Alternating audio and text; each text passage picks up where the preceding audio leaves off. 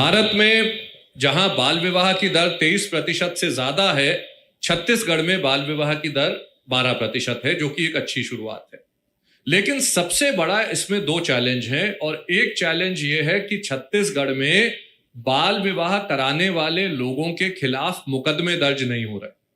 तो जैसा अभी हमने पिछले दिनों देखा कि आसाम सरकार ने एक बड़ा क्रैकडाउन किया, 3000 से ज्यादा लोगों को अरेस्ट किया, 5000 से ज्यादा मुकदमे दर्ज किए, और कल हमने एक पूरे भारत की रिपोर्ट लॉन्च की, टुवर्ड्स जस्टिस ही उसका नाम है।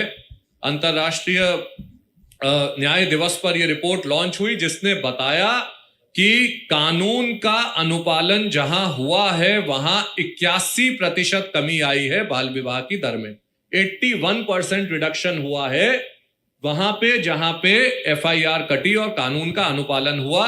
यह छत्तीसगढ़ के लिए बड़ा चैलेंज है, यह करना है। एक दूसरा, मैं उसकी ड्राफ्टिंग कमेटी में था, जुवेनाइल जस्टिस एक्ट की, और मैंने ये प्रस्तावना की थी 7-8 साल पहले कि यदि किसी बच्चे को कोई भी ऑर्गेनाइज्ड गैंग या ऑर्गेनाइज्ड क्रिमिनल किसी अपराध के लिए प्रयोग करेगा तो बच्चा उसमें विक्टिम माना जाएगा और उस आदमी को 5 से 7 साल की सजा होगी, सिर्फ इसलिए कि वो बच्चे को आपराधिक गतिविधियों के लिए उठा के लेके जा रहा है या प्रयोग कर रहा है। उसके लिए किडनैपिंग, एब्डक्शन, किसी चीज की जरूरत नहीं थी।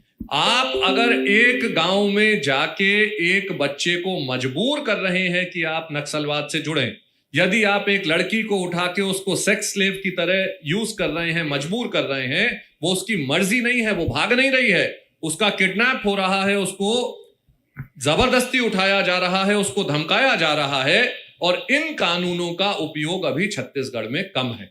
तो ये भी एक बड़ा चैलेंज है कि अगर हमको समाज को और विकास को आगे लेके जाना है तो रूल ऑफ लॉ को स्ट्रेंथन करना जरूरी है, तभी डेमोक्रेसी स्ट्रेंथन होती है। तो ये जो नक्सलवाद का आतंकवाद पनप रहा है, ये इसलिए पनप रहा है क्योंकि उन्हें इसका भी डर कम है।